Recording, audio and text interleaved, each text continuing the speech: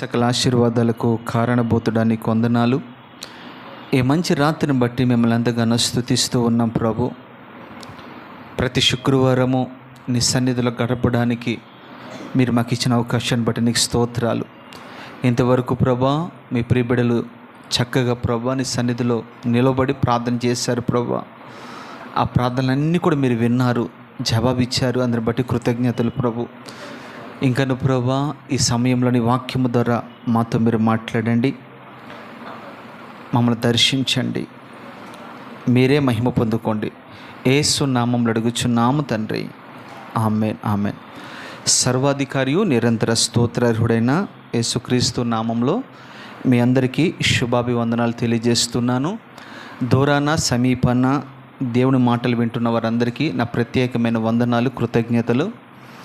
దయతో ఈ మాటలు మీ వద్దకు వస్తున్నప్పుడు సబ్స్క్రైబ్ చేసుకోండి, షేర్ చేయండి, లైక్ చేయాలని ప్రభుపేట మీకు మనం చేస్తూ ఉన్నా. ఈరోజు నిర్గమకాండంలో నుంచి ప్రతి వారము ఒక్కొక్క మాట మనం ధ్యానం చేస్తూ వస్తున్నాం. 10 ఆజ్ఞలు, దేవుడిచ్చిన 10 ఆజ్ఞల్లో ఒక్కొక్కటిగా మనం ధ్యానం చేస్తూ వస్తున్నాం. ఇప్పటికి మనము 7 మాటలు ధ్యానం చేసాం. ఈరోజు 8వ మాటగా మనం ధ్యానం చేయబోతున్నాం. 8వ మాట ఈరోజు మనం ధ్యానం చేద్దాం. నిర్గమకాండము 20 అధ్యాయము 15 వాక్యాన్ని చదువుకుందాం. దొంగలిల్లకూడదు. చాలు, దొంగలిల్లకూడదు. ఆజ్ఞలన్నిటినీ కూడా దేవుడు మనకి ఎందుకు ఇచ్చాడు, ఇజ్రాయేల్ ప్రజలకు ఎందుకు ఇచ్చాడంటే, ఆజ్ఞానుసారంగా ఎవరైతే జీవిస్తారో, ఎవరైతే బ్రతుకుతారో, ఎవరైతే రీతిగా ప్రవర్తిస్తూ ఉంటారో వారిని దేవుడు దీవించాలని, ఆశీర్వదించాలని, అభివృద్ధిపరచబడాలని, వారిని విస్తరింప చేయాలని, వారిని కానానులోకి నడిపించాలని, పరలోక రాజ్యంలోనికి వారిని ఒక వారసులుగా నిలబెట్టాలని ప్రభు ఆలోచన చెప్పున ఈ మాటలన్నీ కూడా మనకి ఇవ్వటం జరిగింది. అయితే ఆజ్ఞ మన యొద్దకు వస్తూ ఉన్నప్పుడు ఆజ్ఞను మనం స్వీకరించాలే కానీ దాన్ని మనము త్రోసిపుచ్చకూడదు. ఆజ్ఞ అతిక్రమము పాపము, పాపం వల్ల వచ్చే జీతము మరణము. దేవుడు ఇచ్చిన ప్రతి మాటను మనం చాలా విలువైనదిగా, యోగ్యమైనదిగా తీసుకుని ఆ రీతిగా మనం ప్రవర్తించటకు ప్రయత్నించదుముగాక. ప్రత్యేకించి ఇక్కడ ఉన్న మాట ఏంటంటే దొంగలిల్లకూడదు, దొంగలిల్లకూడదు. ఈ రోజున క్రైస్తవులుగా మన దేవుని సన్నిధికి వస్తూ ఉన్నాం, వెళ్తూ ఉన్నాం. ఒకప్పుడు మనం లోకంలో ఉన్నప్పుడు దొంగలు వెళ్ళేవాళ్ళము, దొంగతనం చేస్తూ ఉండేవారిమి, మోసాలు చేస్తూ ఉండేవారిమి, అబద్ధాలు ఆడుతూ ఉండేవారిమి, కీడు చేసేవారిమి, దేవునికి అయిష్టమైన కార్యాలు ఎన్నెన్నో మనం చేస్తూ ఉన్నాం. అయితే దేవుని మహాకృపను బట్టి ఆయన మనల్ని పిలుచుకుని, ఆయన రక్తం ఇచ్చి మనల్ని కొని ఒక సత్తుగల సంఘంలో నిలబెట్టిన తర్వాత మనం ఒక్కొక్కటిగా మనలో మార్పు కలగాలి. మార్పు అనేది ఒక రోజులో వచ్చేది కాదు. ప్రతిరోజు కూడా మన జీవితంలో పరివర్తన రావాలి. పరివర్తనకు ముందు పశ్చాత్తాపం రావాలి. పశ్చాత్తాపం ఎప్పుడైతే వస్తుందో పరివర్తన వస్తుంది. పరివర్తన ఎప్పుడైతే వస్తుందో ఆ వ్యక్తిలో మారు మనసు అనుభవాలు లేదా ఫలాలు కనబడుతూ ఉంటాయి. ఎక్కడేసిన గొంగలు అక్కడ అన్నట్లుగా మనం ఉండకూడదు. దొంగని ఎవరు ఇష్టపడరు కదా. దొంగ అంటే అందరికీ అసహ్యత కదా. దొంగని ఎవరు ఇష్టపడతారు చెప్పండి? దొంగ అంటే ఎవరికి ఇష్టం ఉండదు. దొంగతనం చేసే వ్యక్తి అన్నా ఆ వ్యక్తి పలానా ఇంట్లో ఉన్నాడంటే ఇంటిల్పాతికి చెడ్డ పేరు. అవునంటారా కాదంటారా? దొంగ అంటేనే ఇష్టం ఉండదు. ఎందుకంటే దొంగ దోచుకునేవాడు, దొంగ హంతకుడుగా మార్చబడతాడు, దొంగ ఇంకా విపరీతంగా అనుభవాల్లోకి వెళ్ళిపోతూ ఉంటాడు. అందుకనే దొంగలు వెళ్ళకూడదు అని వాక్యం సెలవిస్తుంది. ఇప్పుడు దొంగతనం చేసిన వాడిని ఎవరైనా ఆశీర్వదిస్తారంటారా? ఎవరైనా చేర్చుకుంటారంటారా? ఎవరైనా దీవిస్తారంటారా? దీవించరు కదా. ఒక మనుషుడిగా మనమే దీవించము, ఆశీర్వదించము, దగ్గర చేర్చుకోము కదా. ఇప్పుడు దొంగోడి చేతికి వెళ్తా మీరు తాళాలు ఇస్తారా? ఎవరు కదా. ఎందుకని? ఎవరినైనా నమ్మొచ్చు కానీ దొంగోడిని నమ్మలేం. అవునంటారు కాదంటారా? దొంగోడికి ఏ పని అప్పగిస్తారా చెప్పండి? వాడిని నమ్మరు. రెండోది, వాడికి ఏ పని అప్పగించరు, ఏ పని చెప్పరు. అంత మాత్రమే కాదు, దొంగోడికి విలువ ఉండదు. దొంగోడు ఒక రకంగా చెప్పాలంటే విపరీతమైన దొంగతనం, కరుడు కట్టిన దొంగగా మార్చబడిన తర్వాత వాడు అవసరమైతే డబ్బు కొరకు లేక వెండి కొరకు, బంగారం కొరకు మనుషుల్ని చంపడానికి కూడా వెనకట్టడు. అవునంటారా కాదంటారా? రెండోది, ఇది హత్య చేసిన తర్వాత ఆ వ్యక్తిని ఖచ్చితంగా జైల్లో వేస్తారు. అవునా కదా?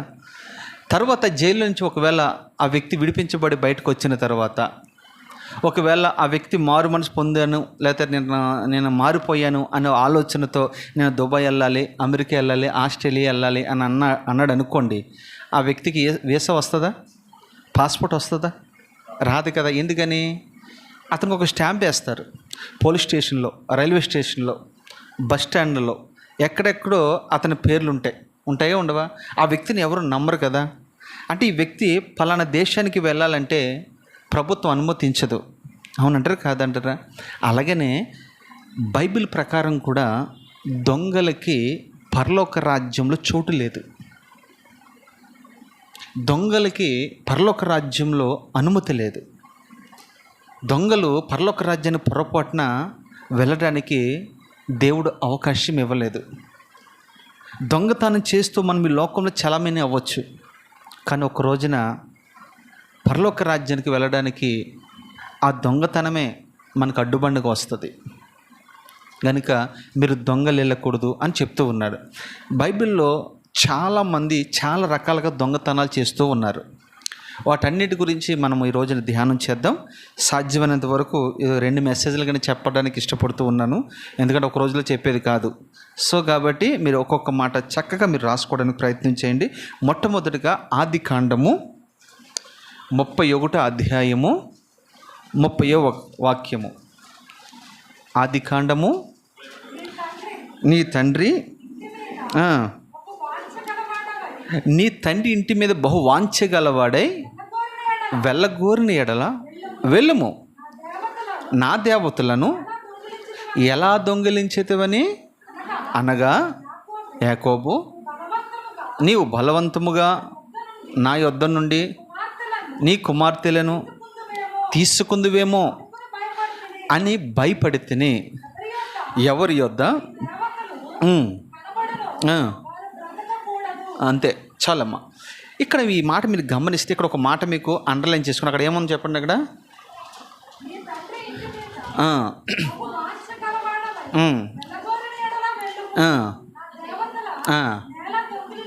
అదొక్క మాట అండర్లైన్ చేసుకోండి. నా దేవతలను ఎలా నువ్వు దొంగలిల్లితివి అని ఉంది అక్కడ. అవునా లేదా?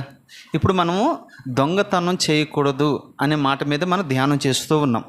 మొట్టమొదటిగా మనం ఇక్కడ ఆలోచన చేస్తే, యాకోబు పదనరాములో తన మామ యొద్ద ఉన్నప్పుడు, అంటే 20 సంవత్సరాలు కలువ చేశాడు. 20 సంవత్సరాలు కలువ చేసిన తర్వాత పలుమార్లు లాభాను తన జీతమును మారుస్తూ వచ్చాడు, మోసం చేస్తూ వచ్చాడు, దగ చేస్తూ వచ్చాడు. అయినప్పుడు కూడా ఓర్చుకుంటూ మొత్తం మీద కాస్త ఆస్తిని, భార్యలను, పిల్లలను, పనివారిని, పనిగత్తెలను సంపాదించుకుని ఇంకా విస్తారంగా ఆస్తి పెరిగిన తర్వాత ఎక్కడ అసూయ పడతాడో, మా మామ సంగతి నాకు తెలుసు కదా, ఎక్కడ అసూయ పడతాడో, ఎక్కడ బాధపడతాడో, ఎక్కడ నన్ను అడ్డగిస్తాడో, ఎక్కడ నన్ను నా తండ్రింటికి వెళ్లకుండా చేస్తాడో అన్న ఆలోచన మీద ఒక్క మాట కూడా చెప్పకుండా బయలుదేరి వస్తూ ఉన్నాడు యాకోబు. వాస్తవంగా ఇక్కడ యాకోబు ఎక్కడ కూడా మోసం చేయలేదు. అయినప్పటికీ కూడా చెప్ప పెట్టకుండా వచ్చేయటంతో యాకోబు ఇంటికి వెళ్ళి చూసినప్పటికీ అల్లుడు లేడు, కూతురు లేరు, ఎవరు లేరు. అయినా లాభాన్ని ఏమీ బాధపడలేదు. కానీ లాభాను తన ఇంటిలో చూసిన తనకు బాగా ఇష్టమైన ఒక గృహదేవతను తీసుకుని రాహేలు వచ్చేస్తూ ఉంది. లేయా అయితే పిల్లలతోనూ సామాగ్రితో వస్తూ ఉంది. కానీ రాహేలు మాత్రము పిల్లలతో పాటు, సామాగ్రితో పాటు ఒక విగ్రహమును తీసుకుని వస్తూ ఉంది. అది గృహదేవత. ఒక గృహదేవతను తీసుకుని వస్తూ ఉంది. అది వాళ్ళ ఇంటిలో పాతి ఆరాధించే ఒక దైవం వాళ్ళకి. సరే, దాన్ని తీసుకుని వెళ్ళిపోతూ ఉంటుంటే ఎందుకు ఇలా చేశాడు? ఒకవేళ ఇది ఖచ్చితంగా నల్లుడు తీసుకుని వెళ్ళిపోయి ఉండొచ్చు. ఎందుకంటే అప్పటికి యాకోబు మీద చిన్న మచ్చ ఉంది. ఏమంటే మోసం చేసి వచ్చాడని. వీడు మళ్ళీ ఇక్కడ కూడా నన్ను మోసం చేస్తూ ఉన్నాడు అన్న ఆలోచన తన మామ ఏమనుకున్నాడంటే, నా గృహాలు ఎందుకు దొంగలించావు? నువ్వు వెళ్తే వెళ్ళు, నీ భార్యను తీసుకువెళ్ళు, నీ ఆస్తిని తీసుకువెళ్ళి, నేనేం అడ్డుకోలేదు కదా. నా గృహ దేవతలు ఎందుకు నువ్వు తీసుకువెళ్ళావు అని అడుగుతూ ఉన్నాడు. నా గృహ దేవతలు అక్కడ ఎందుకు తీసుకువెళ్ళా అనలేదు. అక్కడ ఏమంటున్నాడంటే, నా గృహ దేవతలను ఎందుకు దొంగలిల్లావు, ఎందుకు దొంగతనం చేసావు అని అంటున్నాడు. ఎందుకు దొంగతనం చేశావు నా గృహ దేవతలు ఎందుకు దొంగతనం చేసావని అడుగుతూ ఉన్నాడు. ఒక మాటలో చెప్పాలంటే నేను అంటాను, గృహ దేవతని తీసుకెళ్తే ఏమొస్తుంది అంటారు, అసలు ఎందుకు తీసుకుందామి అని మనం ఆలోచన చేస్తే ఇక్కడ ఒక మర్మం దాగి ఉంది. ఆ రోజుల్లో ఉన్న సామెత ఏంటంటే, లేకపోతే ఆ రోజుల్లో ఉన్న వాడిక ఏంటంటే, ఎవరు ఇంటి దేవతను ఎవరైతే తీసుకువెళ్తారో, ఎవరి దగ్గర అయితే ఉంటుందో ఆ వ్యక్తి దగ్గర ఉన్నప్పుడు ఆ తండ్రి ఆస్తులో 2 పాళ్ళు భాగం ఇవ్వాలి. ఆ రోజు సిస్టమ్ అది. ఎవరింటికి అయితే వాళ్ళకి ఇష్టమైనది లేదా ప్రియమైనది, ఆరాధించేది, అది ఎవరైతే తీసుకుని వెళ్తారో దానికి ప్రతిగా తన ఆస్తిలో, తన తండ్రి ఆస్తిలో 2 పాళ్ళు ఆస్తి ఇవ్వాలి. అందుకని ఆలోచనతో రాహేల్ ఏం చేసిందంటే ఆ దేవతలను తీసుకుని వెళ్ళిపోతూ ఉంది, దొంగతనం చేసింది. ఆ విషయము యాకోబుకు తెలియనప్పటికీ యాకోబు ఒక మాట కోపం వచ్చి, నీ గృహ దేవతలు ఎవరి దగ్గర ఉన్నాయో వారు నిత్యముగా మరణించుదురుగాక అని అంటున్నాడు. శపిస్తూ ఉన్నాడు అక్కడ. వెంటనే అది ఎవరి గృహంలో ఉందో వెళ్ళి చూసుకో, ఎవడు గుడారం వెళ్ళి చూసుకో అని చెప్తూ ఉన్నప్పుడు అందరు గుడారాలు వెతుకుతూ ఉన్నాడు. చివరికి రాహేల్ గుడారం దగ్గరికి వచ్చేసరికి వాస్తవానికి ఆమె దగ్గర ఉంది, కానీ ఆమంటుంది నా దగ్గర లేదు నాన్న అని చెప్తూ ఉంది. నా గుడారంలో లేదు అని అబద్ధం చెప్తూ, ఒకటి దొంగలు వెళ్ళింది, 2 ఇక్కడ అబద్ధం కూడా చెప్తూ ఉంది. అక్కడ యాకోబు ఏమో శపించాడు. యాకోబు శపించిన ఆ శాపానికి గురయ్యి ఈమె కానాన్లో అడుగు పెట్టలేకపోయింది, మధ్యలోనే చనిపోయింది. ఈ మాటలు బట్టి మనం ఏం నేర్చుకొచ్చాయనంటే, మీరు కూడా ఒక ఆలోచన రావచ్చు, మేము గృహదేవతలను దొంగలు ఇవ్వట్లేదు కదా, మేము ఎప్పుడో ఈ మానేసాం కదా, మేము విడిచిపెట్టేసాం కదా, ఆ ఛాయ్కి మేము వెళ్ళట్లేదు కదా అని మీకు ఆలోచన రావచ్చు.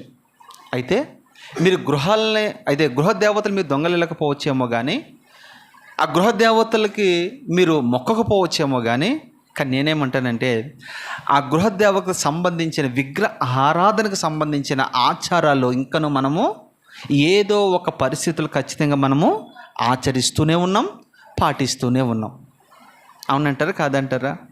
మనకి గృహ దేవతలు ఏదైతే మనకున్నాయో దానికి సంబంధించిన ఆ పెద్దలు పెట్టిన సిస్టమేటిక్ లేదా సిద్ధాంతాలు ఏవైతే ఉన్నాయో అవి మనము ఇంత వాక్యం తెలిసినా, ఇంత గొంతు చించుకుని మాట్లాడినా, ఇంత లోతు విషయాలు మీకు చెప్తూ ఉన్నా చాలామంది ఇంకా మార్పు రావట్లా.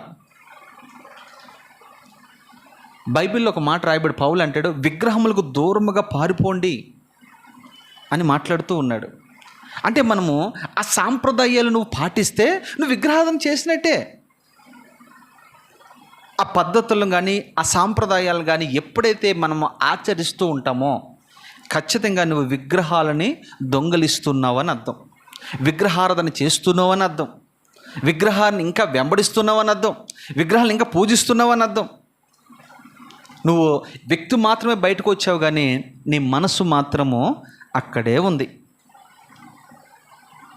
మన మనుషులం ఇక్కడ ఉంటాం కానీ మన ఆచారాలన్నీ కూడా ఆ రీతిగా ఉంటాయి. ఒకరోజు నేను ఒక ఇంటికి గృహప్రవేశానికి వెళ్తే అలా క్రైస్తవులే కానీ అంత లోకమే, అంత లోక ఆచారాలే. ఆమె కొబ్బరికాయలు కొడుతుంది, తర్వాత నవధాన్యాలు విసురుతూ ఉంది, దాని తర్వాత గుమ్మడికాయ కడుతూ ఉంది, తర్వాత పసుపు జల్లుతూ ఉంది, కుంకుమ జల్లుతూ ఉంది, ఇవన్నీ చేస్తూ ఉంది. కానీ పేరుకు మాత్రం క్రైస్తవురాలు. నేను అంటాను, ఆ గృహ ప్రతిష్టతకి దేవుడు వచ్చాడంటారా, దెయ్యం వచ్చిందంటారా? దెయ్యమే వచ్చింది. ఎందుకంటే ఆమె ఆహ్వానిస్తుంది. మీకు తెలుసా, మీరు ఎక్కడైతే ముగ్గేస్తారో ఆ ముగ్గేసిన స్థలంలో సాతానుగాడు ఉంటాడు. తెలుసా మీకు? మనం ముగ్గు వేయకూడదు. ముగ్గేశారా ఆడ ఆల్రెడీ వచ్చేస్తుంది. మీకు అలాంటి పరిస్థితి ఒకవేళ ఎదురవుతే ఒక 100-200 పోతే పోయినాయి, పనులతో చేయించండి. ఇక్కడ విగ్రహారాధన దొంగలు వెళ్ళకూడదు. విగ్రహాలు దొంగలిస్తూ ఉంది. ఒక చిన్న ప్రశ్న, నువ్వు ఇంకా విగ్రహాలు దొంగలిస్తూ ఉన్నావేమో. దయచేసి ఆ సాంప్రదాయాలు విడిచిపెట్టండి. పెద్దవారికి అంటే తెలియదు. ఎందుకు తెలియదు అంటే వాళ్ళకి వాక్యం చదవరు, వాక్యం వినరు. అవునంటారా కాదంటారా? వాళ్ళకి తెలియదు. నువ్వేం చేయాలి? నీకు తెలుసు కాబట్టి నువ్వు చెప్పాలి. వాళ్ళు ఏమంటారంటే మేము పెద్దలం రా, మాకు నువ్వు చెప్తావేంటి, మా సంగతి నీకు తెలియదా? అలాగే వాళ్ళు ఏదో వాదిస్తూ ఉంటారు. అయినా నీకు తెలిసింది వాళ్ళకి చెప్పడానికి నువ్వు ప్రయత్నించే. శుక్రవారాలు పాటించకూడదు మనం, మంగళవారాలు పాటించకూడదు మనం, ఏవేవో ఉంటాయి మనం పాటించకూడదు. అవి విగ్రహారాధనకి నువ్వు దొంగలిల్లుతున్నావు అని అర్థం.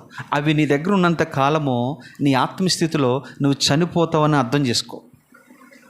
రాహేలు శారీరకంగా చనిపోయిందేమో కానీ మనమైతే ఆత్మీయంగా చనిపోతూ ఉంటాం. కనుక ఖచ్చితంగా విగ్రహములను దొంగలిల్లకూడదు. విగ్రహారాధన ప్రభుకి బహుయేయమైనది, భయంకరమైనది, అసహ్యమైనది. కనుక వాటిని పొరపాటున మనం ముట్టకూడదు, వాటి జోలికి మనము వెళ్ళకూడదు. ఇది నెంబర్ 1 ఆజ్ఞ. రెండవదిగా మనం చూద్దాం. రెండవదిగా చూస్తే మలాకీ గ్రంథము 3వ అధ్యాయము 8వ వాక్యం, 8 నుంచి 10 వరకు చదువుకుందాం.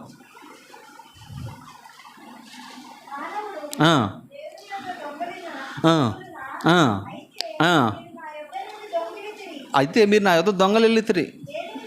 దేని విషయంలో? చాలా మళ్ళీ బొంగుతున్నారు ఇలా చూడు. దేని విషయం మీద దొంగలించామయ్యా నీ దగ్గర?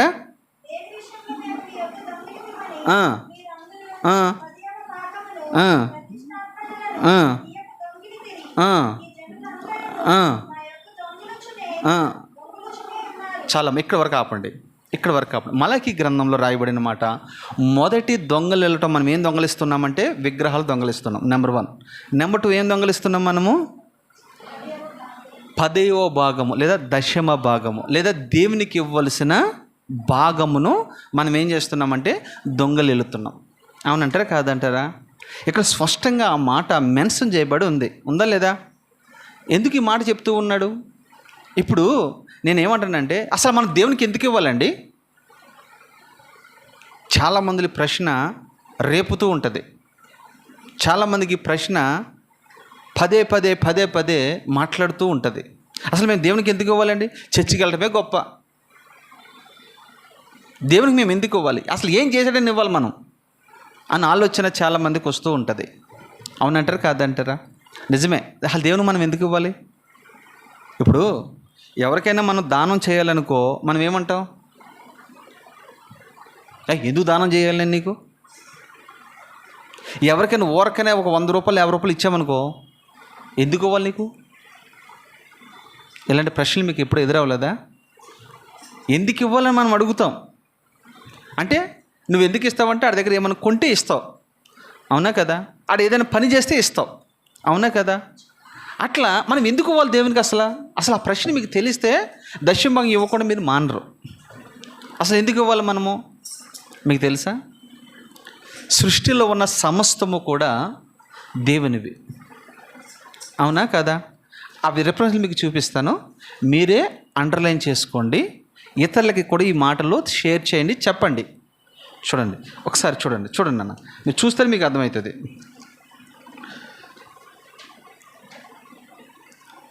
హగ్గయి 2వ అధ్యాయము 7వ వాక్యం.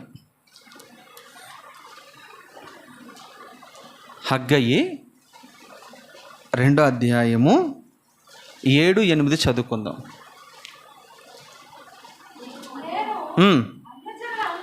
అమ్మ చూడండి, నేను అన్యజనులందరినీ కదిలింపగా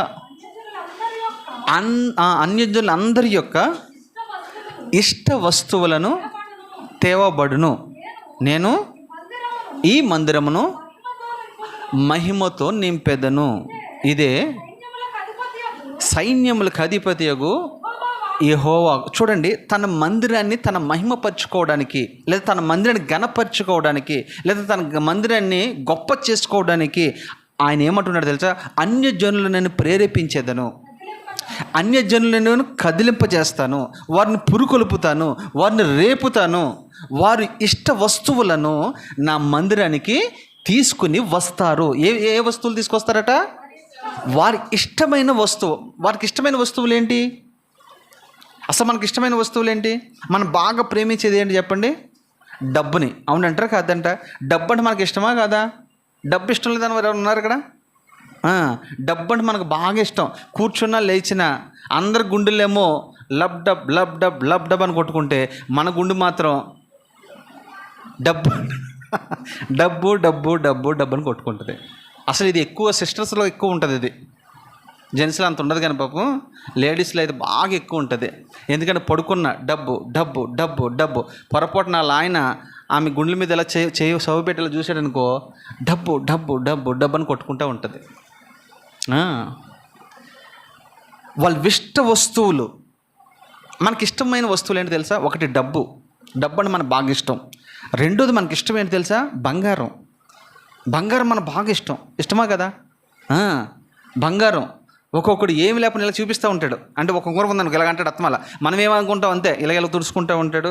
కారణం ఏంటంటే ఇది చూడాలని. ఒకడు బ్రాస్లెట్ పెట్టుకుంటాడు, అత్తమాల ఇలాగంటాడు పైకి. ఒకడు వాచ్ పెట్టుకుంటే ఇలాగంటాడు పైకి. ఎందుకని? చూడాలని.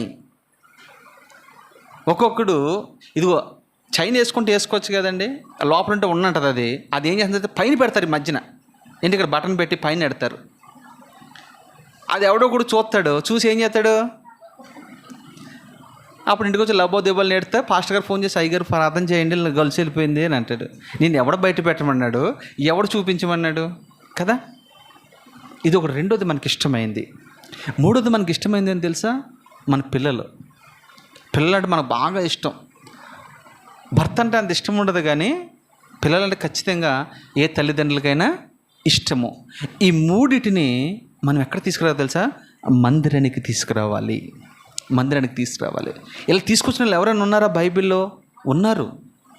ఒకటి, హన్న తన ప్రియమైన వ్యక్తిని, కుమారుణ్ణి తీసుకొచ్చి దేవుని మందిరంలో తీసుకొచ్చింది.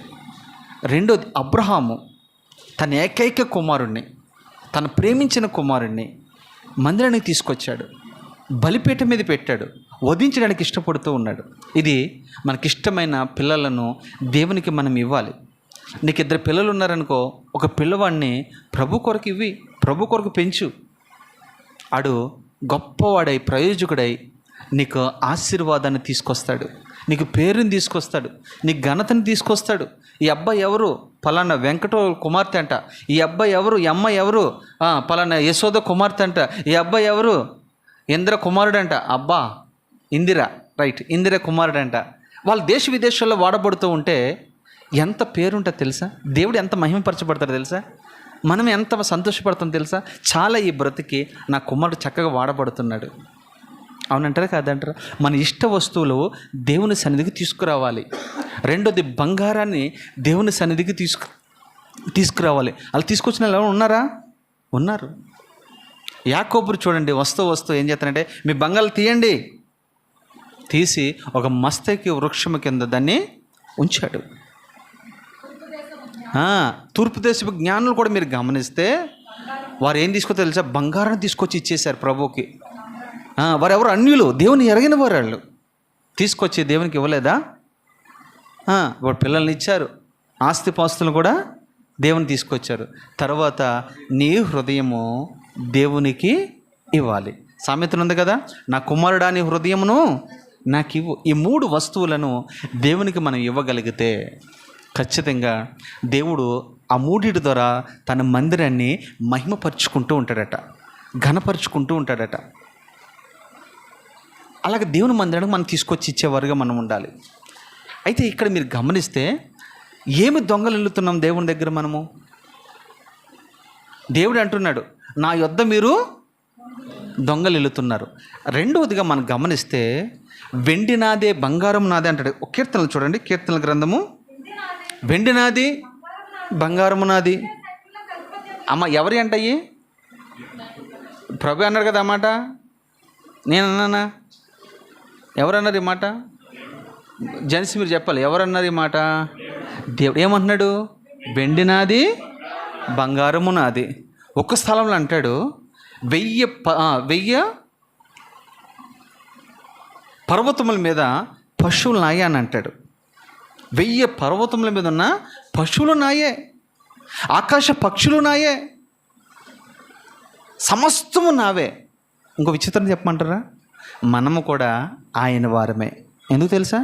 ఆయన పోలికలో, ఆయన స్వరూపంలో, ఆయన స్వారూప్యంలో దేవుడు మనం సృష్టించాడు.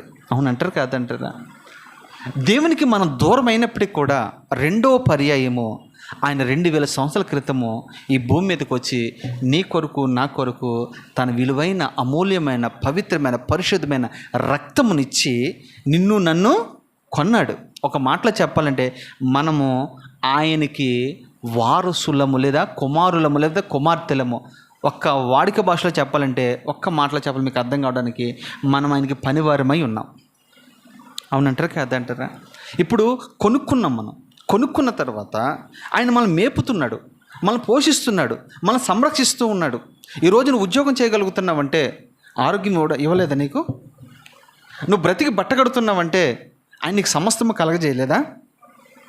అవునంటారా కాదంటారా? సమస్తము. గాలి పీల్చుకుంటున్నామంటే ఆయనదే, నీరు తాగుతున్నామంటే ఆయనదే, భోజనం చేస్తున్నామంటే ఆయనదే. అవునంటారా కాదంటారా? సమస్తం ఆయనవే. మనం అంటాము ఆయనలో నుంచి ఆయనకి ఇవ్వడానికి ఏముంది, అంత ఇమ్మంటలేదు కదా. ఇప్పుడు 100 రూపాయలు సంపాదిస్తున్నా, ఎంత ఇమ్మన్నాడు? 100 ఇచ్చేయమన్నాడా? 10 రూపాయలు. అవునంటారా కాదంటారా? 100లో 10 రూపాయలు ఇవ్వటం వల్ల నువ్వు ఆశీర్వదించబడతావే తప్ప పొరపాటు నువ్వు పాడైపోవు. అసలు ఇది ఎందుకు అడిగాడైనా? నీ మనస్తత్వం ఏంటో తెలుసుకోవడానికి. ఒక మాటలో చెప్పాలంటే అబ్రహామును ఇస్సాకు ఇచ్చిన తర్వాత ఎందుకు అడిగాడు? మళ్ళీ టెస్ట్ చేయడానికే కదా. విశ్వాసం ఎలా ఉందో, అసలు నన్ను ప్రేమిస్తున్నాడా లేదా పరీక్షించడానికి. అది అసలు మాట, పరీక్షించడానికి. ఎందుకంటే అబ్రహాం అంతకుముందు 25 సంవత్సరాలు ప్రభువా ప్రభువా ప్రభువా ప్రభు అన్నాడు. ఇప్పుడు ఇస్సాకు వాగ్దాన పుత్రుడిని ఇచ్చాను కదా. అసలు అదే ప్రేమ 25 సంవత్సరాలు బట్టి ఉన్న ప్రేమ, సమర్పణ, ప్రతిష్టత, త్యాగము, బలిపెట్టెలు కట్టే అనుభవము ఇప్పుడు అబ్రహాంకు ఉందా లేదా? 25 సంవత్సరం బట్టి ఖచ్చితంగా ఉన్నాడు అబ్రహాము, అందులో డౌట్ లేదు. బలిపెట్టెలు కట్టాడు, బలులు అర్పించాడు, యుద్ధాలు చేశాడు, తన చివరికి లోతు కొరకు కూడా ప్రార్థన చేశాడు. ఎంత ఆత్మీయ అనుభవాలు ఉన్నాయి. అయితే ఇప్పుడు 100 సంవత్సరాలకు పుట్టిన ఏకైక కుమారుడి విషయంలో మరి దేవుని పట్ల ప్రేమ ఉందా, లేదా కుమారుడి పట్ల ప్రేమ ఉందా? వీళ్ళిద్దరిలో ఎవరిని గణపరుస్తున్నాడు, ఎవరిని ప్రేమిస్తున్నాడు, ఎవరిని హెచ్చిస్తూ ఉన్నాడు అనే ఆలోచనతో ఒక చిన్న పరీక్ష పెట్టాడు. ఆ పరీక్ష కూడా ఎంతవరకు వెళ్ళిందంటే, ఒక మాటలో చెప్పాలంటే, నువ్వు నీ కుమారుని తీసుకురా అని అంటే, ఓహో అబ్రహాం లైన్లో ఉన్నాడులే అని అనుకోవచ్చు కదా. అక్కడ వరకు వదల. అక్కడ అయిపోయిందా? రెండో స్టెప్ ఏంటి తెలుసా? వాడిని అక్కడ దాకా తీసుకొచ్చాడు, కొండ వరకు తీసుకొచ్చాడు. ఫోన్లో ఇంత దూరం నడుచుకుంటూ వచ్చాడు కదా ముసలోడు, నా మీద భక్తి భయం ఉందిలే, ఫోన్లో తిరిగి వెనక్కి వెళ్ళిపోనానా అని అప్పుడు మాట్లాడవచ్చు కదా. లేదు, అక్కడి నుంచి కొండెక్కిచ్చాడు. సరే, కొండెక్కిన తర్వాత కొండెక్కుతున్నప్పుడు అదే ఈ ముసలోడు ఈ 100 సంవత్సరాల కొండెక్కడం మామూలు విషయమా అన్నట్టు, కానీ కనీసం ప్రభు కనికరించి, నీ విశ్వాసం గొప్పదేనయ్యా, నా పట్ల నీకు ప్రేమ ఉంది, గౌరవం ఉంది, నువ్వు తిరిగి వెళ్ళిపోయా అని చెప్పాలా? అక్కడ లేదు. మరి కనీసం కష్టపడి రాళ్ళు తీసుకొచ్చి అక్కడ పేర్చి ఒక బలిపీఠం కట్టాడు. పోనీ అప్పుడేనే చెప్పాలి కదా. అప్పుడు లేదు. సరే, అది అయిపోయింది. దాని తర్వాత అంత సిద్ధపరిచిన తర్వాత ఇస్సాకుని కడుతూ ఉన్నాడు. పోనీ అప్పుడైనా చెప్పాలి కదా. అప్పుడు చెప్పలేదు. అంటే ఈ విశ్వాసం అబ్రహాం విషయంలో ఎంత పరీక్షించి శోధించాడో చూడండి మీరు. అది శోధనతో కూడిన పరీక్ష. దీనికి పెట్టవలసిన టైటిల్ ఏంటంటే శోధనతో కూడిన పరీక్ష. ఆ పరీక్ష ఎంతవరకు వెళ్ళిందో తెలుసా? చివరికి తన కత్తి ఎత్తే అంతవరకు కూడా పరీక్షిస్తూనే ఉంది అబ్రహాము. అంతే, ఫైనల్గా అనుకున్నాడు. ఒకే ఆలోచన అబ్రహాంకి ఏంటంటే, ఈయన చంపేసిన, బూడిదైపోయినా, కాల్చి బూడి చేసేసిన, ఆ బూడిదలో నుంచి కూడా ఇస్సాకున్న దేవుడు పుట్టించగలడు. అది ఆయనకున్న విశ్వాసం. నీకున్నది దేవునికి ఇచ్చి దేవుని నువ్వు శోధించగలిగితే అద్భుతంగా దేవునికి సహాయం చేస్తూ ఉంటాడు. ప్రభుకున్న మనసు ఏంటి తెలుసా? అసలు నాకు ఇస్తాడే ఇవ్వడా? ఒక్కొక్కసారి చిన్నపిల్లలు మనం ఏమడుగుతామంటే, నువ్వే కొనిస్తావు బిస్కెట్ ప్యాకెట్ అడిగి, ఆయన మళ్ళీ తిరిగి అడుగుతావు ఒక బిస్కెట్ ఇవ్వరా అని అంటే, వాడను ఇవ్వను, ఇది నాది, మా నాన్న కొనిచ్చాడు, మా అమ్మ కొనిచ్చాడు అంటాడు. కొనిచ్చేదేమో అంకులు, కానీ ఈడేమంటాడు? నేనేమంటాను, ఆ 10 బిస్కెట్లు ఉంటాయి కదా, దాంట్లో ఒక బిస్కెట్ ఇస్తే ఏమవుతుంది? అది తినేతాడా? తింటాడా? నీ ప్రేమను బట్టి నీ మీద గౌరవం, ప్రేమ పెరిగి ఏం చేస్తాడు తెలుసా? ఆ బిస్కెట్ 10 రూపాయలు కొనిచ్చాడు, నెక్స్ట్ టైము 100 రూపాయలు కొనిస్తాడు. కొనిస్తాడా లేదా? కొనిస్తాడా లేదా? మనం ఏం చేస్తాం తెలుసా? ఆ 10 రూపాయల బిస్కెట్కే ఇవ్వను నేను, నాది అని అంటాం మనం. చిన్నపిల్లలను పోల్చి ఎందుకు చెప్తున్నానంటే, అది మనం పోల్చుకోవడానికి చెప్తున్నాను. డైరెక్ట్గా చెప్తే మీరు బాధపడతారని. నేను అంటాను, ఒక ఖరీదైన మాట చెప్తాను, మీ హృదయంలో ముద్రపరచుకోండి. ఏంటి తెలుసా? దేవునికి ఇచ్చినవాడు ఎవడు చెడిపోయినవాడు లేడు. అవునా? దేవునికి ఇవ్వకుండా చెడిపోయిన వారు చాలామంది ఉన్నారు, చాలామంది ఉన్నారు. వెదజల్లి ఉందా లేదా బైబిల్లో మాట? వెదజల్లి అభివృద్ధి చెందండి, అభివృద్ధి చెందండి. నమ్మకం. నేను అంటాను, ఒక తల్లి దగ్గర 2 కాసులు ఉన్నాయండి. అవునా? ఆమెకి భర్త లేడు పాపం, జీవనోపాధి ఏమీ లేదు అతనికి. కానీ దేవుని మందిరానికి వచ్చింది, తన దగ్గర ఉన్న 2 కాసులు అందులో వేసేసింది. అప్పుడు అక్కడున్నవారు అందరూ చూశారు, అక్కడ ప్రభు కూడా చూశాడు. మీకు తెలుసా ప్రభు ఎక్కడుంటాడో తెలుసా?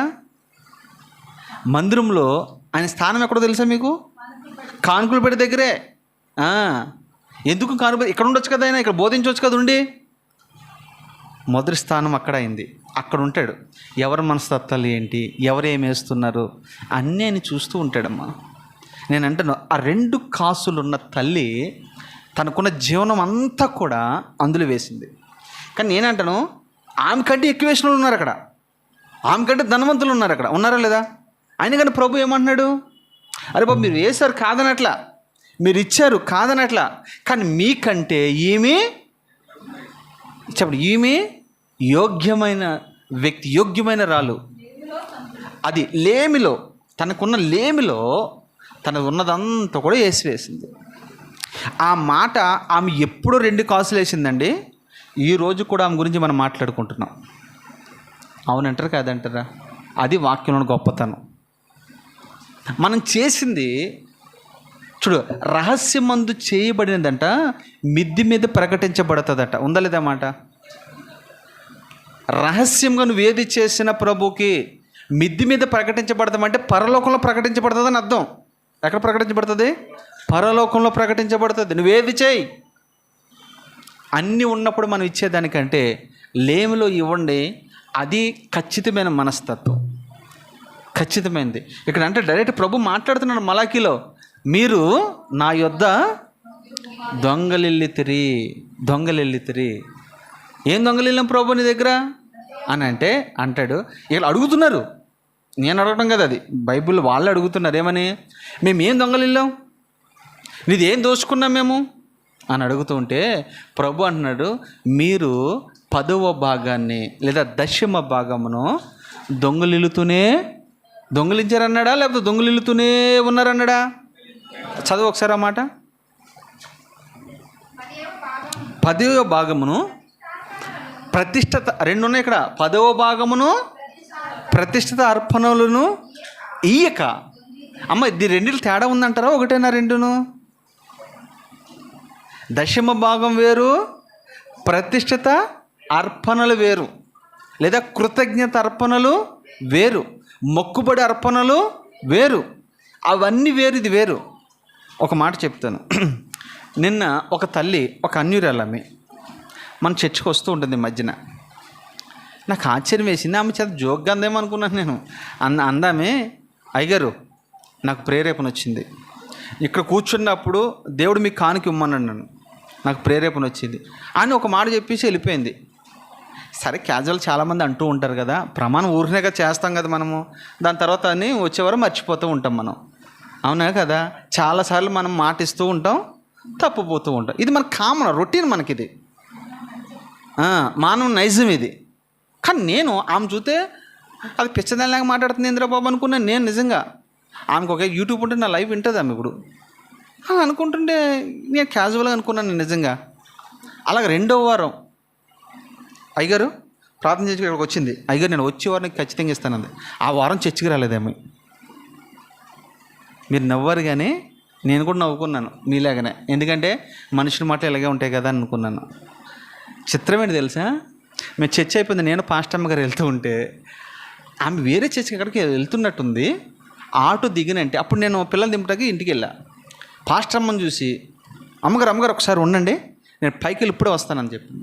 ఎందుకు అమ్మనంటే నేను అయ్యగారికి మాట ఇచ్చా, ఇప్పుడే ఇచ్చేతాను ఇక్కడ. మళ్ళీ ఈ నిమిషం దాటిందంటే నా మనసు మారిపోయే అవకాశాలు ఉంటాయి, వద్దు మీరు ఇక్కడే ఉండండి అంటే, ఇలా నేను బండేసి వెనక్కి వస్తే పాస్టమ్మ ఇదే ఇక్కడ ఉన్నాయిందమ్మా అంటే వాళ్ళ ఇంటికి తీసుకెళ్ళి మాకు జున్ను పెట్టి మర్యాద ఇచ్చి అన్నీ చేసి అమ్మ అన్నట్టుగానే కానికిచ్చిందండి. నేను అనుకున్నాను బుడబొక్కల్దా ఇంద్రబాబు అనుకుంటుంది. నిజంగా నేను అట్లా అనుకున్నాను. కానీ ఆమె ఖచ్చితంగా అంటే అది డబ్బు ఇచ్చిందనో కానుకిచ్చిందని కాదు, నాకు ఆమె దగ్గర నచ్చింది ఏంటంటే ఇచ్చిన మాట మీద నిలబడింది. ఆమె మన చర్చి కాదు, పాడు కాదు. ఎందుకు ఈ విషయాలు చెప్తూ ఉన్నానంటే ఆమె ఒక మాట ఉంది, అయ్యా నేను పెద్ద చర్చికి వెళ్తున్నాగా నాకు ఏం అర్థం కావట్లేదయ్యా, కానీ ఇక్కడికి వచ్చిన తర్వాత మరొక చర్చికి వెళ్ళాలంటే నా మనసు అంగీకరించట్లేదయ్యా అని చెప్పింది. వాళ్ళు వెళ్ళే చర్చ్ ఏమో 3,000 మంది ఉంటారట, మన దగ్గర వచ్చే చర్చ్ ఏమో 30 మంది ఉంటారు.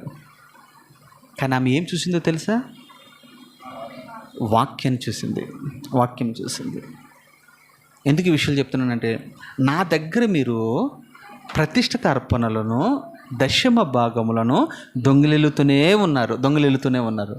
అంటే వీళ్ళు అంటారు మేమేం దొంగలించాము మీ దగ్గర అని అడుగుతూ ఉన్నారు. తర్వాత ఏమంటాడు, ఈ జనులందరూ ఒకటి కాదు ఇక్కడ అందరిని అంటున్నాడు, ఈ జనులందరూ నా యొద్ద దొంగిలిల్లుతూనే ఉన్నారు. అక్కడ వరకు ఆగమ్మ. అంటే మనము దశమ భాగం ఇవ్వకుండా మనం ఏం చేస్తామంటే దొంగలిల్లుతున్నాం. నేను ఒక మాట్లాడతాను ఇక్కడ, జాగ్రత్త మీరు వినండి నాన్న. దొంగలు వెళ్ళాడు కదా, ఇప్పుడు వాడికి దొంగోడు అని పేరు పెట్టాడు ప్రభు. ఏం పేరు పెట్టాడు అమ్మ? అదే పేరే, వేరే పేరే, మంచోడి పేరే? దొంగోడు లేదా దొంగదే. అమ్మాయి అయితే సిస్టర్స్ అయితే దొంగోళ్ళు లేదా దొంగదే, అవునా? అదే బ్రదర్స్ అయితే దొంగ. వాళ్ళిద్దరికి ఎవరి పేరు బాగా అనిపిస్తుంది మనకి? దొంగదంటేనే భయంకరంగా ఉంది, అవునా కదా? ఈ దొంగోడిది లేదా దొంగది అనే విషయం కనుకొస్తే, ఇప్పుడు మీరు దొంగలు వెళ్ళకుండా దొంగలు ఇచ్చారు కదా, ఇప్పుడు మనము ఏం ముఖం పెట్టుకుని దొంగల దగ్గరికి వెళ్ళి మాట్లాడతాం మనం? ఇప్పుడు వాళ్ళ ఇంట్లో మనం దొంగతనం చేసాం, వాడి దగ్గరికి వెళ్ళి మనం, వాడికి తెలీదు అయినా కానీ మనసాక్షి ఏమంటుంది? ఏమందా? ఒప్పుకోదు. ఒక్కొక్కడు ఏం చేయాలి తెలుసా, వాళ్ళ ఇంట్లో దొంగతనం చేసి వాడికి భోజనం పెడతాడు. అలాంటి వాళ్ళు కూడా ఉంటారు అలాంటి వాళ్ళు కూడా. అంటే నేను ఏంటంటే వాడితో నువ్వు మాట్లాడాలన్నా, ఎప్పుడో దొంగతనం చేసే వాళ్ళ ఇంట్లో, ఇప్పుడు మీ ఇద్దరు కలిసిపోయారు, ఫ్రెండ్స్ అయిపోయారు, కానీ పదే నీకు ఏం మాట గుర్తొస్తుంది? రేపొద్దున వాడు నేను నమ్ముతాడా? నమ్మడు కదా. అలాగనే ప్రభు దగ్గరికి మనం ఇక్కడికి వస్తాం, దొంగతనం చేస్తున్నాం కదా మనం అందరం కూడా. దొంగతనం చేస్తున్నామా లేదా? ఇప్పుడు దొంగతనం చేసి ప్రభు దగ్గరికి వచ్చి, ప్రభా నా దీవించి, నా భర్తను దీవించి, ఉద్యోగం ఈ వ్యాపారంలో మంచి అప్పులన్నీ తీరిపోవాలి అవన్నీ ప్రార్థన చేస్తాను. నువ్వు ప్రభు ఏమంటారు తెలుసా? దొంగదనా, నీ ప్రార్థన నేను వింటానా?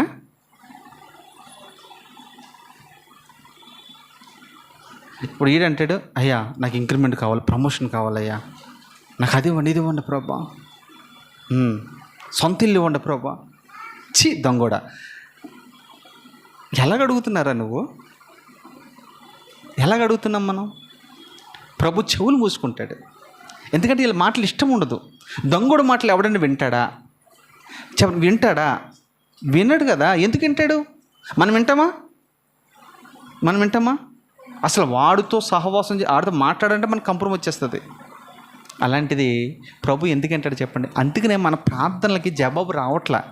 మీకు తెలుసా అది? మన ప్రార్థనకి ఎందుకు జవాబు రావట్లేదు? మనం దొంగల వైపు కూర్చున్నాం ఇక్కడ. నేను అంటాను, లైవ్లో ఉన్న వాళ్ళకి చెప్తున్నాను, వాళ్ళు ఏ సంఘానికైనా వెళ్ళనివ్వండి, దేవునికి ఇవ్వాల్సినవి దేవునికి ఇచ్చేసేయండి. అప్పుడు దేవుడు ఏం చేస్తాడంటే ఖచ్చితంగా మిమ్మల్ని దీవిస్తాడు. మన సంఘంలో నేనేం చెప్తున్నానంటే, దేవుడు మొదటి ఆప్షను, రెండో ఆప్షన్ ఈ దైవజనుడు ఉన్నాడు. మీరు ఇచ్చిన దశం భాగం మీకు ఎప్పుడైనా ఇబ్బందికరంగా ఉంటే రెట్టింపు దేవుడు మీకు చెల్లించినట్టుగా చేస్తాడు. నేను చెప్తున్నాను అది. అంటే మీరు బ్యాంకులో వేసుకున్నట్టే. మీకు ఏదైనా ఆపద వచ్చింది, అన్న నిజంగా మాకు ఈ ఆపద ఉందన్న, మీరు నమ్మకంగా ఉన్నారా? మీరు ఆ మాట అడగవసరం లేదు. ఎందుకంటే మీరు నమ్మకంగా దేవునికి ఇచ్చారు కదా. దేవుడు మీకు రెట్టింపుగా మీ ఆపదలు ఉన్నప్పుడు దేవుడు మిమ్మల్ని ఆదుకుంటాడు. ఇక్కడ అంటాడు, మీరందరూ దొంగలిల్లుతూనే ఉన్నారు, అందుకు మీరేమైపోయారట? శాపగ్రస్తులైపోయారు, శపించబడిన వారు అయిపోయారు. అమ్మో ఇదేంటిది అంటే దశం భాగం ఇవ్వకపోతే శపించబడిన వాళ్ళు అవుతామా? చాలామంది, కొంతమంది తెలుగులలో వాక్యం తెలిసిన వాళ్ళు కొంతమంది ఉంటారు కదా, ఆ గుంపు ఏమంటుందంటే ఇది పాత నిబంధనలో ఉందండి, కొత్త నిబంధనలో లేదు. కొత్త నిబంధన ఉందా లేదా మీకు తెలుసా? దీనికంటే ఎక్కువ ఉంది కొత్త నిబంధనలో. తెలుసా మీకు? పాత నిబంధనలు అయితే 10వ భాగంతోనే సరిపెట్టాడు. కొత్త నిబంధనలు అయితే మీరు ఆశీర్వదించిన కొలది, మీరు ఆశీర్వదించబడిన కొలది ప్రభువుకి హెచ్చుగా ఇవ్వండి. ఇక్కడ 10వ భాగమే ఉంది. క్రొత్త నిబంధనలకు వస్తున్నప్పుడు మీకు చెప్తాను. ఇప్పుడు అననీయ సఫీరాలు ఉన్నారు కదా, వాళ్ళ పొలం అమ్మ ఏం చేశారు? వాళ్ళు మొత్తం ఇచ్చేసినారు. అంటే కొంత ఇచ్చేశారు. ఇది ఎక్కువ అది ఎక్కువ? పాత నిబంధన ఎక్కువ, కొత్త నిబంధనలు ఎక్కువ? కొత్త నిబంధనలు ఎక్కువ. ఎందుకు తెలుసా? మన పాత నిబంధన భక్తులుగా ఉన్నామా, కొత్త నిబంధన భక్తులుగా ఉన్నామా? కొత్త నిబంధన భక్తులు అత్తమాలు ఇవ్వాలి. మరి పాత నిబంధన కావాలా, కొత్త నిబంధనలే? అట్లా నిజంగా చెప్పాలంటే ఇప్పుడు తక్కువ మంది ఉన్నారు కాబట్టి చెప్తున్నాను. మన సంఘంలో దేవుని మహాకృపను బట్టి శక్తికి మించి, వాళ్ళకి స్థాయికి మించి వారు దేవుని పరిచర్యకి ఇస్తూ ఉన్నారండి. దానికి నేనే సాక్షిని. పాస్టమ్మ కూడా తెలియదు విషయం. కానీ వాళ్ళని దేవుడు, వాళ్ళ పిల్లల్ని దేవుడు బహుగా దీవించునుగాక. దీవిస్తాడు. వారు శాపగ్రస్తులు అవుతూ ఉన్నారు, వారు శపించబడిన అవుతున్నారు. దేవునికి ఇవ్వని వారంట శాపగ్రస్తులు అవుతారు, లేదా శపించబడిన వారు అవుతారు. ఆ తర్వాత మాట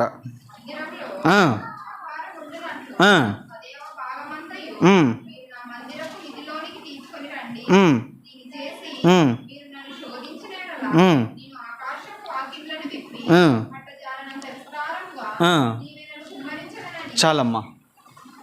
ఇక్కడ ఏమంటున్నాడు? మీరు ఏం తీసుకురమ్మంటున్నావు మిమ్మల్ని? 10వ భాగము నా నిధిలోనికి లేదా నా మందిరములోనికి తీసుకుని రండి. రండి. అయితే వస్తే నువ్వేం చేస్తావు ప్రభా? తీసుకుంటావా? తీసుకుంటే చక్కగా ఉంటావా? తీసుకుని హ్యాపీగా ఉంటావా అని మనం కూడా ప్రశ్నించవచ్చు. ఎందుకంటే మనం ఇచ్చాం కదా. ఇచ్చి నిన్నేమన్నాడు? మౌనంగా ఉండమన్నాడా? ఇచ్చి ఏమంటున్నాడు? నువ్వు నాకు ఇచ్చావు కాబట్టి డిమాండ్ చేయి, లేదా కళ్ళు మూసుకుని అడుగు, లేదా అధికారంతో అడుగు. ఎందుకంటే మనం ఎవరికైనా అప్పు ఇచ్చామని ఎలాగడుగుతాం? మనం బాబు నీకు అప్పు ఇచ్చాము ఇవ్వండి అయ్యా అని అంటామా? ఎలాగడుగుతాడు? తీసుకున్నప్పుడు తెలీదా, తిన్నప్పుడు తెలీదా అంటామా లేదా? అలాగే దేవుని కూడా అడగమంటున్నాడు దేవుడు. ప్రభా నువ్వు 10వ భాగం తీసుకురమ్మన్నావు, దశమ భాగం తీసుకురమ్మన్నావు, కృతజ్ఞ అర్పణలు తీసుకొచ్చాం, ఇచ్చాం. మరి మాకు ఈ పేదరికం ఏంటి? మేము ఈ స్థితిలో ఎందుకున్నాం అని మీరు ఏం చేయాలి తెలుసా? శోధించండి. శోధించడం చాలా భయంకరమైనది. శోధించడం అంటే ఏంటి తెలుసా? పదే అడగడం, పదే విసిగించడం. పదే విసిగించాలి మన ప్రభువుని. ఏమని? ప్రభు నేను నీకు ఇచ్చాం కదా, మరి నువ్వే కదా ఇస్తానన్నావు, మరి ఇస్తావా లేదా? ఇస్తావా లేదా?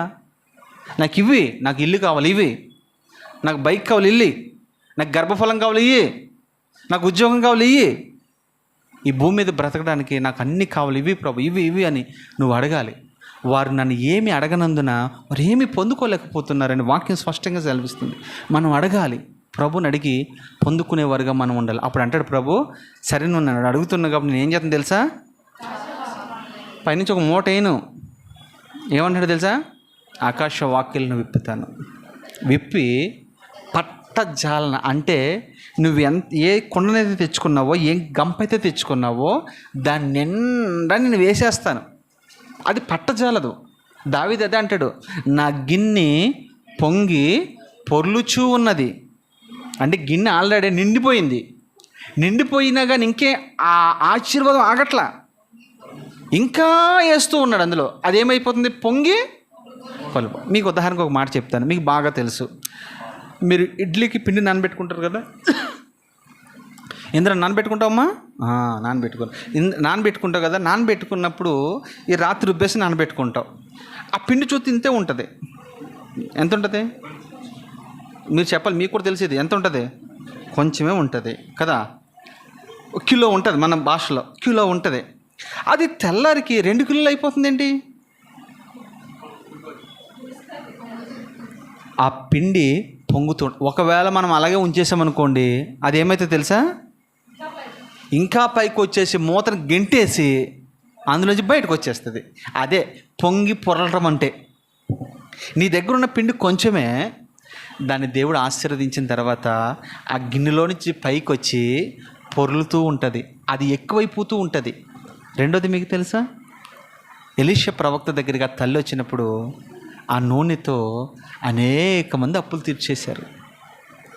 శారేపతి వెధవరాల ఇంటికి వెళ్ళినప్పుడు మీకు బాగా తెలుసు కదా, ఆ ఇంట్లో ఏముంది చెప్పండి? కొంచెం పిండే ఉంది, కొంచెం నూనె ఉంది, ఉందా లేదా?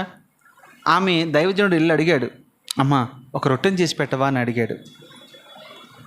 అదే ప్లేస్లో మేముంటే లేదా మీరుంటే ఏమనేవారు తెలుసా? ఏం మాట్లాడుతున్నావు దైవజనుడా? అసలు అలా అనకపోయినా మనం ఫస్ట్ ఏమనుకుంటే, ఛే ఇప్పుడే వచ్చాడు చూసావా, ఏందో ఇలా కావాలని వస్తూ ఉంటారు, ఇలాగా చెప్పబెట్టుకుని వచ్చేస్తారు అని మూలుక్కుని ఏం చేస్తారంటే అలా మెల్లిగా దాని కింద తోసేయటమో దీని కింద తోసేయటమో ఏదో ఒకటి చేస్తారు దైవజనుడి ఇంటికి వస్తే. కానీ ఆ తల్లి అలా చేయలే. ఆమె ఏం చేయండి తెలుసా, దాని దగ్గర ఉన్నదంతా కూడా కాల్చి కడుపు నిండా సేవకుడు పెట్టేసింది.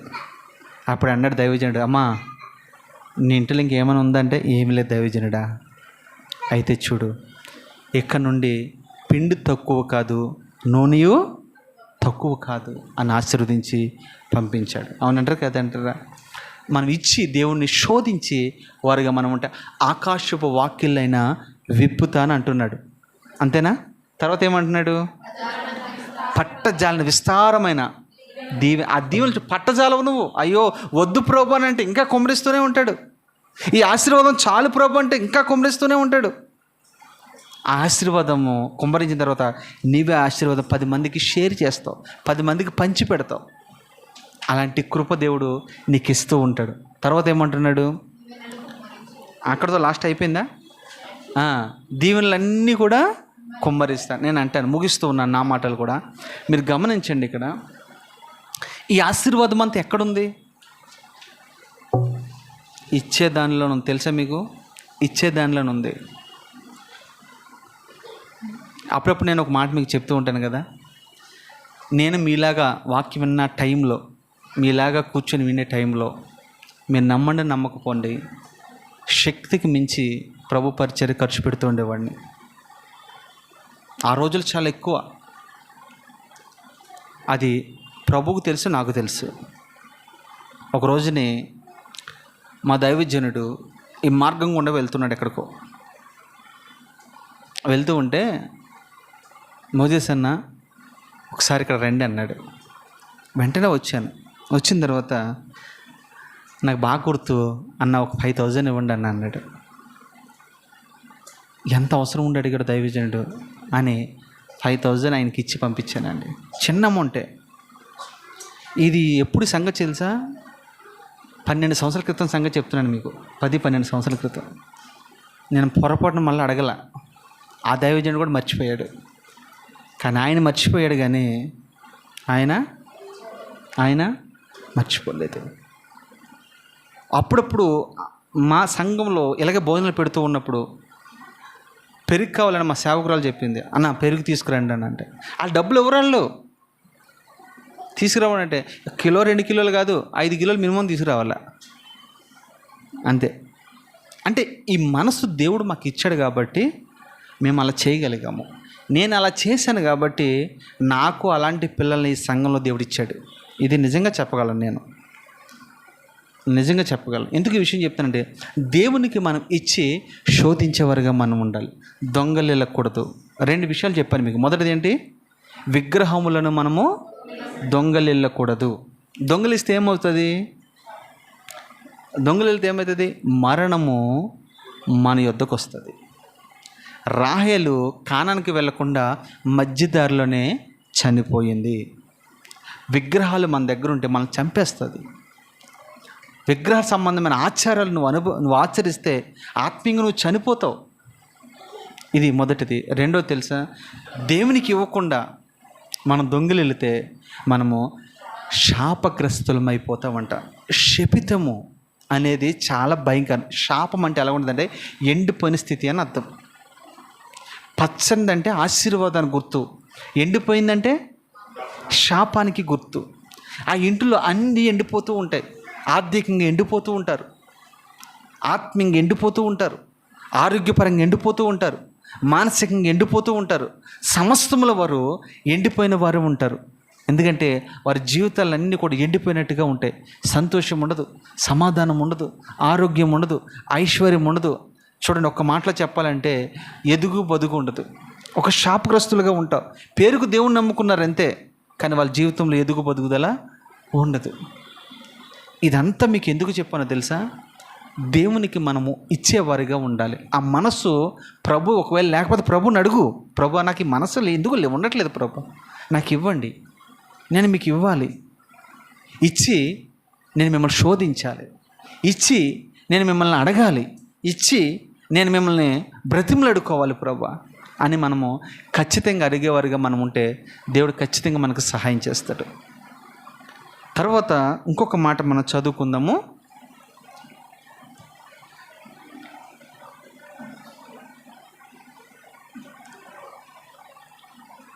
సామెతల గ్రంథము 2వ అధ్యాయము 6 నుండి 10 వరకు చదవండి ఒకసారి. యెహోవా జ్ఞానం ఇచ్చేవాడు, తెలివియు వివేచనయు ఆయన. చూడండి, యథార్థవంతులు ఏం చేస్తారంటే ఆయన వదిలింప చేయను.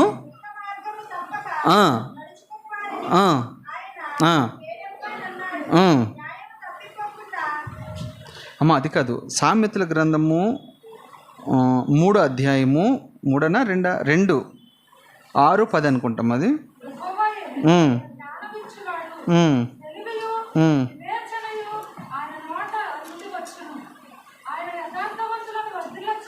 అక్కడ కదమ్మా 6 రైట్ అమ్మా, కరెక్ట్ చదువునాను అదే.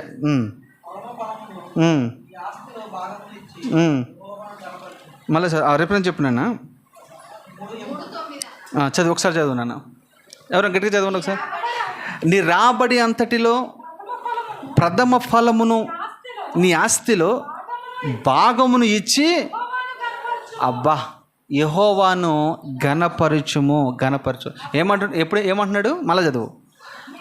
నీ రాబడి అంటే నువ్వు ఏ పని అయితే చేస్తున్నావో, ఏ పనిలో నీకు ఉద్యోగమా, వ్యాపారమా, చేతి పని ఏదైనా కావచ్చు, నువ్వు చేస్తున్న దాంట్లో రాబడి వస్తుంది కదా, ఆ రాబడిని ఏమంటున్నాడు?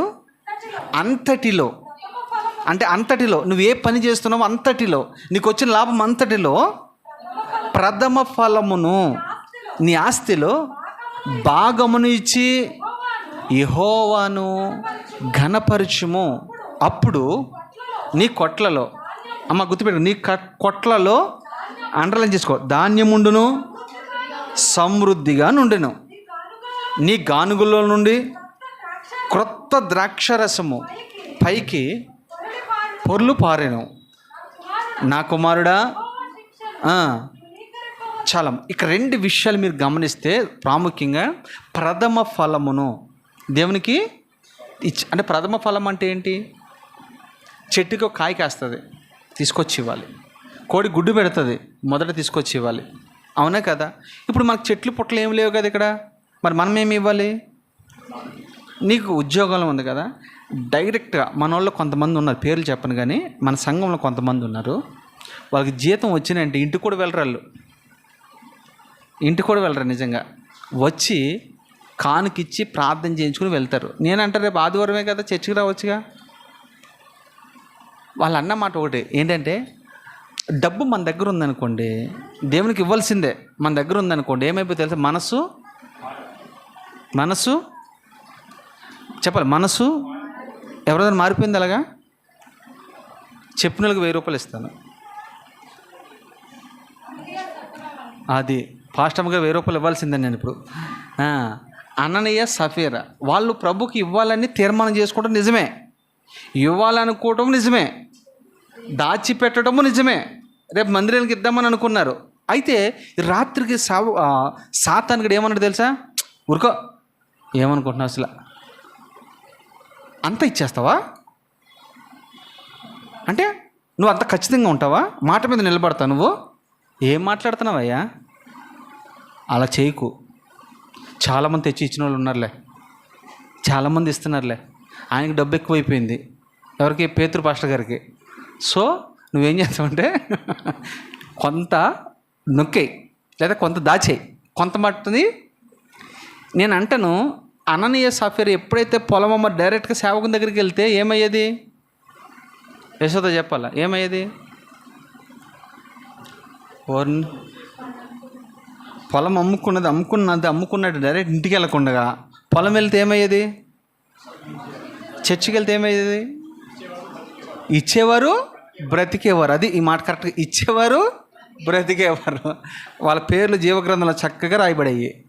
కానీ వీళ్ళు చేసిన పొరపాటు ఏంటంటే, రాత్రి పడుకున్నారు, వచ్చేసి అంటాడు, ఇంత డబ్బు ఒకసారి ఇస్తావా, అసలు ఏమవుతుంది, నీ బుద్ధి ఉందా, ఎవడు చెప్పండి నీకు ఇది, వాళ్ళు అలాగే చెప్తారు, కొంత దాసేయి అన్నాడు, దాచేశారు.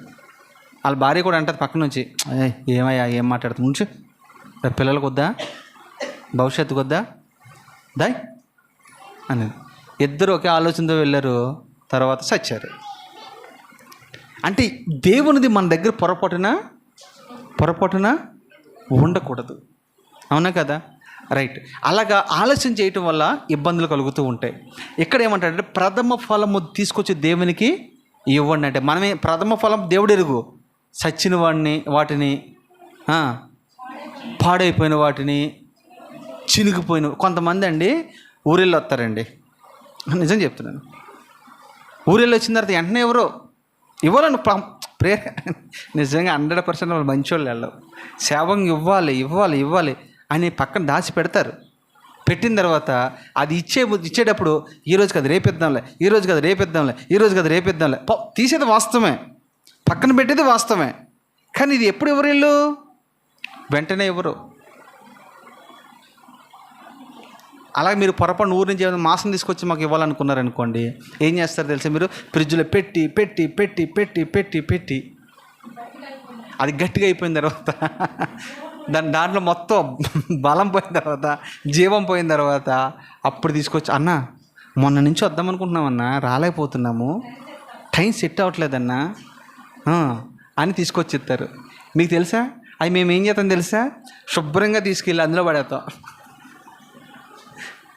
నిజం చెప్తారు, అందులో పడేస్తాం. ఎందుకంటే అవి తిని మేము ఎక్కడ రోగాలు తెచ్చుకోవాలి, అమ్మా అవి తిని మేము ఎక్కడ రోగాలు తెచ్చుకోవాలి. మీ ప్రేమ మంచిది కాదనట్లేదు.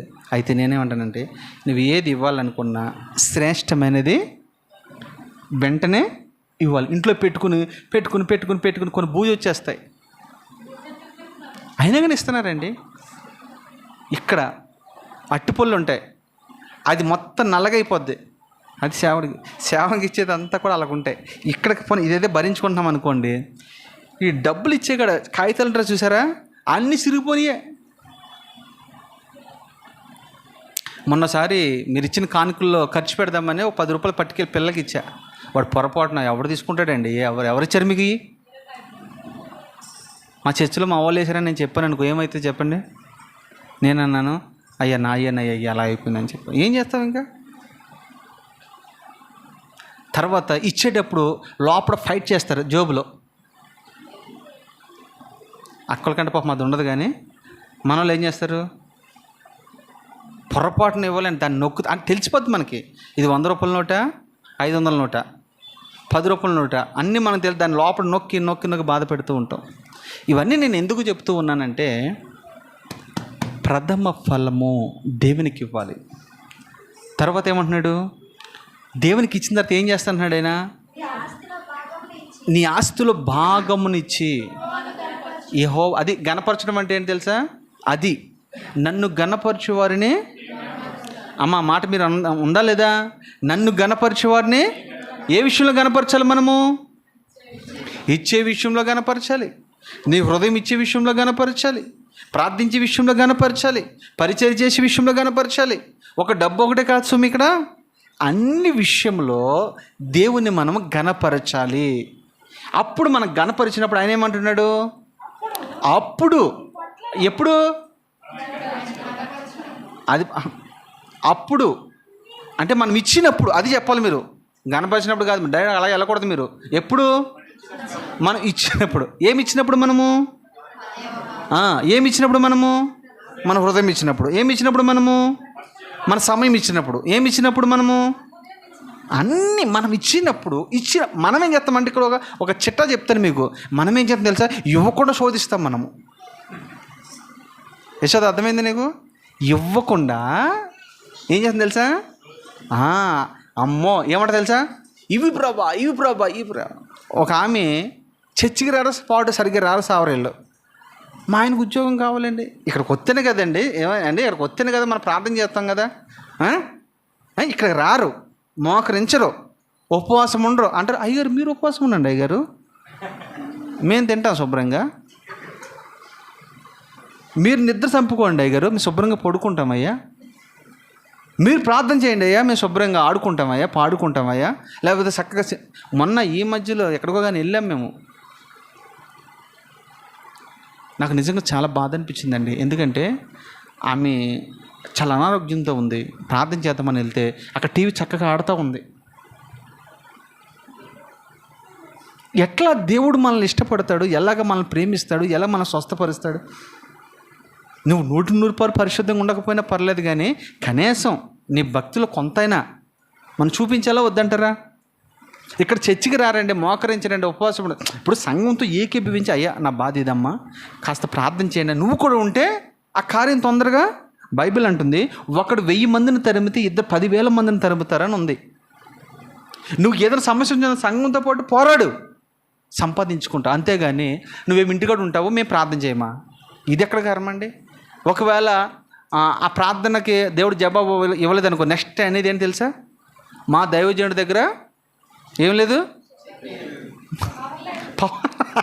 పవర్ లేదు, లేదా శక్తి లేదు, జీవన ఫలం. అవునా కదా ఈ మాట అమ్మ, అవునా కదా? నేనేమంటానా, హన్నాకి సమస్య వచ్చింది, హన్నా వచ్చిందా ఇంటికాడ ఉండి ప్రార్థన చేయమంది సేవకుడిని? అమ్మ చెప్పండి అమ్మా. వచ్చి సేవకుడి దగ్గరికి వచ్చి ప్రార్థన చేసింది.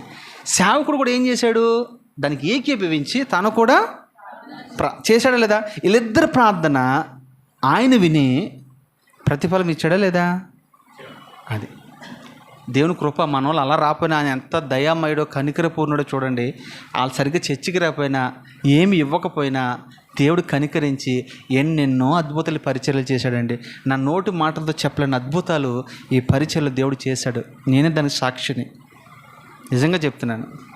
మీకు తెలుసో తెలీదో, 14 మందికి దేవుడు గర్భఫలాలు ఇచ్చాడు ఇక్కడ ఈ చర్చిలో. ఒకరికి కాదు, ఇద్దరు కాదు, ఎంతోమంది జీవితాలు కట్టబడ్డాయి ఇక్కడ. నా గొప్పతనం ఏం కాదు, పరిశుద్ధాత్మదేవుడు ఈ సంఘంలో పనిచేస్తూ ఉన్నాడు. తర్వాత అక్కడ అంటాడు, ప్రథమ ఫలము నాకు ఇచ్చి అప్పుడు అదేనమ్మా, ప్రథమ ఫలం ఇచ్చి మీరు చేస్తే ప్రభు ఏమంటే తెలుసా, మీ కొట్లలో ధాన్యము సమృద్ధిగా ఉండెను, నీ గానుగులో నుండి అమ్మ క్రొత్త ద్రాక్షరసము అంటే ద్రాక్షరసం పలుకుతుంది అంటాడు ఇక్కడ, ధాన్యము ఉంటుంది అంటాడు. ధాన్యం అంటే దేనికి సాదృశ్యం తెలుసా? వాక్యానికి సాదృశ్యం. అది నీ హృదయంలో వాక్యం ఉంటుంది, నీటిలో వాక్యం ఉంటుంది. వాక్యం అంటే ఎవరో కాదు, ప్రభువే, యేసయ్యే. ఆ యేసయ్య నీ ఇంట్లో ఉంటాడు. అప్పుడు నీ ఇల్లు ఎలా ఉంటుందో తెలుసా? ద్రాక్షరసం పొంగుతూ ఉంటుందంట. ద్రాక్షరసం దేనికి సాదృశ్యమో తెలుసా? సంతోషానికి సాదృశ్యం. అది మీరు ఎప్పుడు సంతోషంగా ఉంటారు. అది పొంగి పొర్లుతూనే ఉంటుంది. చూడండి, ద్రాక్షరసము నీ ఇంటిలో ఎప్పుడైతే పొంగుతూ ఉంటుందో అప్పుడు నీ కుటుంబం అంతా సంతోషంగా సమాధానంగా ఉంటూ ఉంటుంది. నేను 3 విషయాలు చెప్పాను. ఒకటి, నెంబర్ 1, ఏమేమి దొంగలించకూడదు? మనము విగ్రహములు దొంగలించకూడదు. నెంబర్ 2, దశమ భాగము మనము దొంగలించకూడదు. నెంబర్ 3, ఇప్పుడు మనం చదువుకున్నది 3వది ఏంటి? నీ రాబడంతట్లో భద్రమ ఫలం ఇవ్వాలి. ఈ 2 మాటలు మనం ఈరోజు ధ్యానించాం. దేవుని చిత్తం అయితే వచ్చే వారం మరొక కొన్ని విషయాలు మనం ధ్యానం చేద్దాం. దేవుడి అటు కృప మనకు అనుగ్రహించును గాక. ఆమె ప్రార్థన చేసుకుందాం. సేవకురాలు ప్రార్థన చేస్తారు. చిన్న